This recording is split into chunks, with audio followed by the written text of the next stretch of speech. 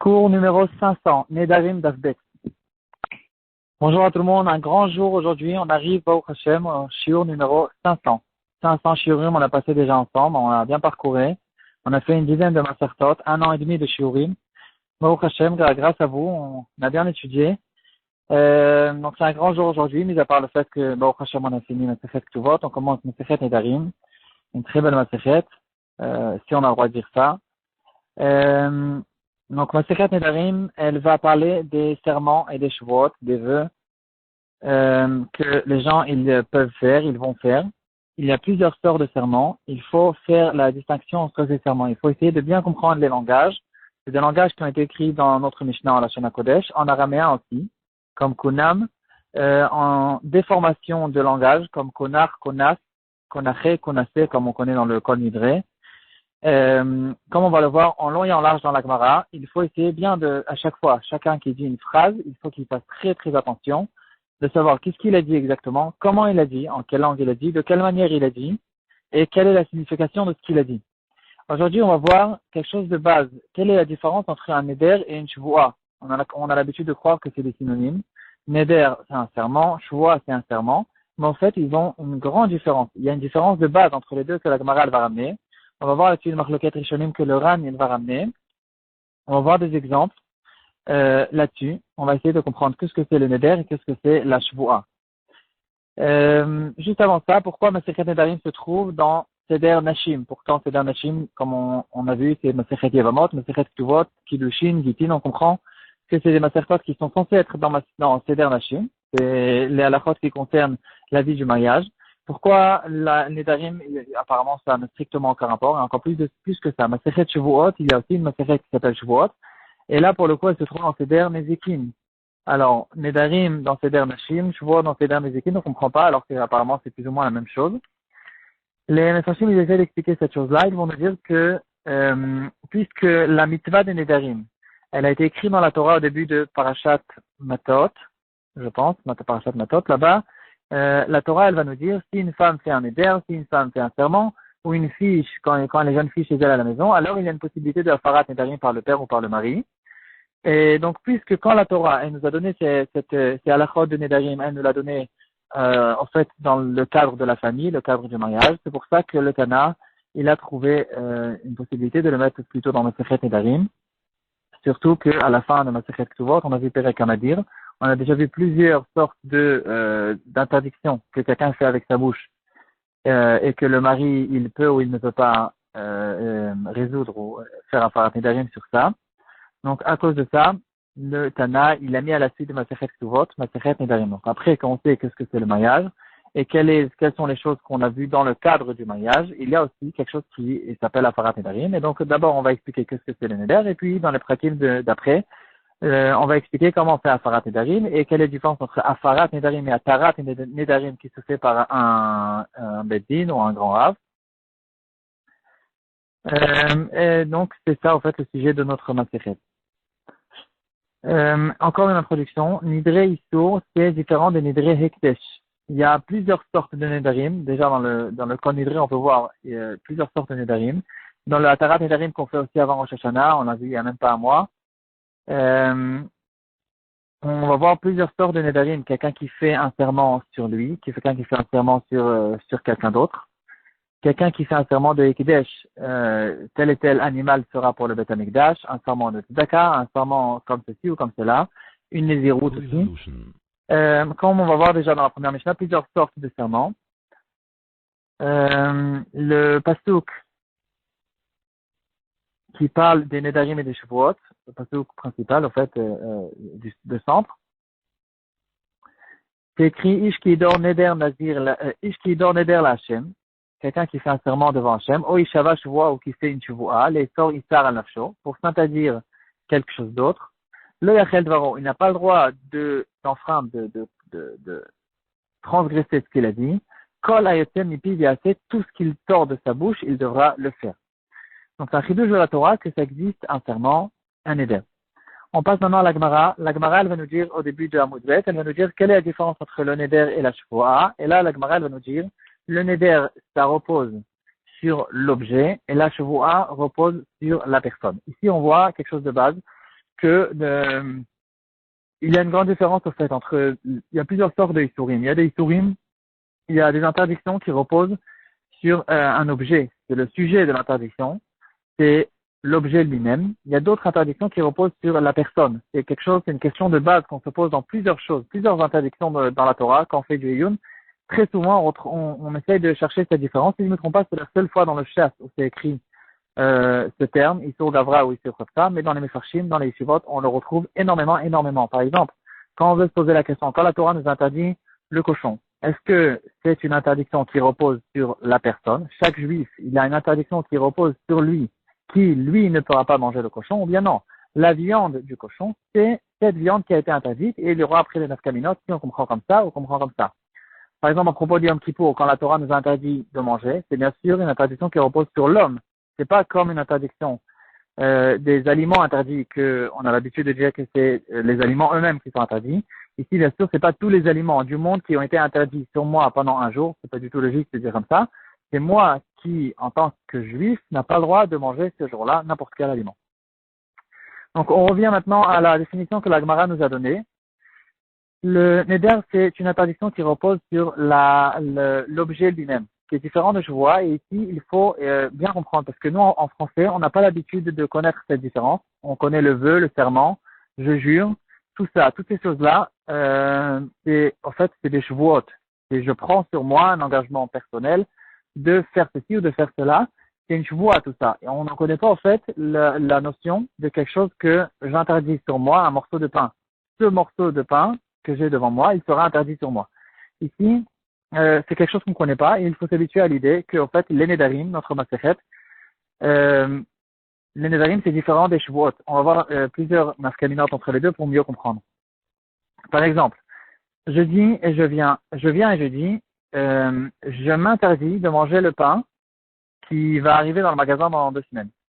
Est-ce que ça marche ou ça marche pas? Alors, si je fais un neder, le pain qui va être récolté dans un mois sera interdit sur moi, je ne peux pas faire un neder sur quelque chose qui n'existe pas parce que le neder ne repose pas sur rien. Le neder est obligé de reposer sur quelque chose, sur un objet. Si cet objet n'existe pas, alors le neder ne peut pas faire effet. Par contre, si je prends sur moi, je fais une chevoie, je jure que je ne vais pas manger le pain qui va être récolté dans 2 semaines, quelqu'un qui dit comme ça, pas moi, cette personne-là, effectivement, ça pourra marcher parce que lui-même, il existe. Moi, en tant qu'être humain, j'existe et donc je peux m'engager de faire telle et telle chose avec une chevoie. Autre exemple. Si je fais je veux faire un serment que je vais manger ce pain. Donc, en général, le serment, c'est je ne vais pas manger ce pain. C'est ça les exemples classiques. Je fais un serment que je vais manger ce pain qui se trouve devant moi. C'est quelqu'un qui est trop maigre et qui a besoin de faire un serment pour manger, pour grossir. Alors, si je fais ça en tant que neder, ça marche pas, ça veut rien dire, parce que neder veut dire par définition, j'interdis un objet. Ici, j'interdis pas un objet, je peux pas prendre ce pain et le rendre faire ce pain et que ce pain c'est une mitzvah de le manger, ça n'existe pas. Ça veut rien dire. Donc, c'est pas un neder. Ça peut marcher qu'avec un terme de chevoie. Donc, s'il veut que ça marche, il sera obligé de dire, je fais une chevoie, que le pain que j'ai ici devant moi, en tant que personne, je vais le manger. Donc, ça, c'est quelque chose qui peut marcher qu'avec une chevoie. Donc, dans le positif, c'est que la joie. C'est que dans le négatif, on retrouve les deux possibilités. Autre exemple, le dernier exemple pour aujourd'hui. Dans un éder, il y a 2 possibilités de faire un éder. J'ai un pain qui m'appartient à moi, et je dis, ce pain-là, je t'interdis de le manger. Donc, je peux interdire le pain qui m'appartient sur quelqu'un d'autre. Et là, c'est quelque chose qui peut marcher même sur le pain lui-même. On peut faire un éder d'une autre manière. Toi, tu as un pain, et je dis, ce pain que tu as, je l'interdis sur moi. Ici aussi, malgré que normalement je ne peux pas faire reposer une interdiction sur quelque chose qui appartient à quelqu'un d'autre. Mais si je le fais en ce qui concerne moi-même, je peux dire ce pain sera interdit sur moi, comme si que ce pain c'était un ekdesh, comme si ce pain c'était un korban, il sera interdit sur moi. Ici aussi, je peux faire reposer l'interdiction sur le pain lui-même. Dans la chevoie, on ne peut pas faire dans les 2 sens. C'est-à-dire, si il y a un pain qui t'appartient à toi, et je dis, moi je jure que je ne vais pas manger ce pain, ça peut marcher, parce que je fais une joie. Par contre, s'il y a un pain qui appartient à moi, et je dis, je jure que toi tu ne vas pas manger ce pain, donc je jure, quand je dis, je jure, c'est une joie. je fais une chevoie que toi tu ne vas pas manger ce pain, ça veut rien dire parce que je n'ai aucune possibilité de faire reposer sur quelqu'un d'autre une interdiction. Bon, j'espère que j'ai bien été compréhensible. Si c'est pas compréhensible, il faut peut-être écouter une deuxième fois et de cette manière-là on pourra comprendre. Mais c'est plus ou moins ça que la Gemara elle dit, il faut en fait s'imprégner de cette compréhension. Le neder c'est sur l'objet, la chevoie c'est sur la personne. Maintenant, on va voir une grosse question qui a été relevée dans les poskim. Et avec ça, on va pratiquement finir. Le Shulchan Aruch, dans la partie Yoredea. Donc, en général, les Nedarim Shvuot sera tout le temps la Shulchan Aruch dans la partie Yoredea. Siman Reshvav fait. Il va dire quel est le din dans un cas où quelqu'un il a dit la phrase suivante. Je fais un Neder que je ne vais pas manger ce pain. Ici, faites attention, cette phrase ne veut rien dire. Pourquoi? Parce que je fais un neder, c'est-à-dire quand j'ai employé le mot neder, je suis censé à la suite de la phrase de dire que ce pain est interdit sur moi. Ici, il s'est trompé. Il a dit je fais un neder que je ne vais pas manger ce pain. Ça veut rien dire en fait. Il a mélangé le neder et la shvoa. Est-ce que ça marche? Est-ce que c'est quelque chose qui marche ou bien ça veut rien dire? Autre exemple. Le fait de manger ce pain sera sur moi une obligation avec une shvu'a. C'est-à-dire, je fais une shvu'a, pas de manger ce pain. C'est-à-dire, je prends sur moi avec une shvu'a que je vais faire telle et telle action. C'est pas l'action que j'ai pris sur moi. C'est le pain lui-même sera une obligation de manger sur moi en tant que shvu'a. Ça aussi, c'est la même chose, c'est le contraire. Il a mélangé les deux termes. Et au lieu, donc il parle du pain lui-même. Donc normalement quand on parle du pain lui-même c'est un éder. Et puis sur ça il a fait une choix. Ça aussi ça veut rien dire. Ici il y a une grande marloquette rishonim que le Ran va nous ramener déjà cette marloquette. Dans le Shulchan Aruch il va trancher la halakha que en général c'est pas du tout un éder. C'est quelque chose qui ne fait pas du tout effet parce que il a fait un mélange entre les deux. Donc c'est pas ni un éder ni une choix. Il a rien fait du tout et il n'y a pas besoin de la tarat nedarim. Il peut manger le pain ou ne pas manger le pain et transgresser ce qu'il a dit parce que ça n'a pas fait effet. Le Shulchan Aruch, il va quand même nous faire la remarque. Il va nous dire qu'on a l'habitude quand même de faire Atarat Nedarim pour ne pas que les gens qui ne connaissent pas forcément bien les halachot des Nedarim, ils vont se tromper, ils vont croire qu'il n'y a aucune différence avec un vrai Neder. Ils vont transgresser, ils vont mépriser les halachot des Nedarim. Et donc on fait quand même une Atarat Nedarim, mais normalement la halacha sec, c'est qu'on n'a pas besoin de faire. Certains des Rishonim vont dire que cette chose-là, malgré qu'elle a été déformée, cette phrase qui a été déformée, donc il a fait un éder bilshon shvoa ou une shvoa de son éder, quand même ça peut marcher parce que on a vu déjà dans la Mishnah qu'il y a quelque chose qui s'appelle yadot. Yadot nedarim ke nedarim. C'est quelque chose qui a été, la Gemara en fait elle va expliquer comme ça la Mishnah, mais certains nedarim qu'on fait, on dit par exemple la moitié de la phrase du neder, c'est aussi considéré dans certains cas comme un neder. Par exemple, on a l'habitude de dire sur la tête d'un tel. Ça, il manque en fait une phrase. Il manque je jure sur la tête d'un tel. Il y en a qui disent sur la vie de Tata, sur la Torah d'Israël. Tout ça, bon, bien sûr, c'est des choses qui sont très graves. On n'a pas le droit du tout de faire des serments et de jurer comme ça.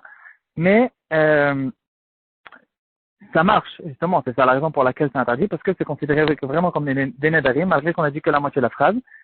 Ça s'appelle des yadot, comme la poêle. Il y a là une manche, un endroit où j'attrape, et même si j'attrape une partie de la poêle, toute la casserole, elle va monter à ma main. Ça s'appelle yadot nedarim ki nedarim. Ici aussi, malgré qu'il a dit une phrase qui est déformée, on peut considérer que c'est pas pire que s'il avait dit que la moitié de la phrase, que dans ce cas-là, le neder aussi, il fera effet, et donc ça peut marcher d'après certains échelons, mais quand même, comme on a vu dans le Shulchan Aruch, normalement, il n'y a même pas besoin de faire Atarat Nedarim dans ce cas-là, où il a fait un mélange entre le neder et la shvoa. Pour finir, une question personnelle, je ne sais pas si c'est une vraie question ou pas. On a l'habitude dans la Mishéberach, quand on fait dans la shul, quand je monte à la Torah, et après le Gaba, il va dire Mishéberach Avotenu, etc., Ba'avour, que telle et telle personne, qui vient de monter à la Torah, il va faire un don à la shul, et on a l'habitude de dire là-dessus Bli Neder. Ici, à mon avis, c'est une erreur. On ne doit pas dire Bli Neder, on doit dire Bli Shvoa. Parce que c'est un engagement personnel que la personne il prend sur lui de donner un don à la choule. C'est pas qu'il a maintenant un billet de 200 € dans la poche et il dit ce billet-là sera désigné pour la caisse de la choule.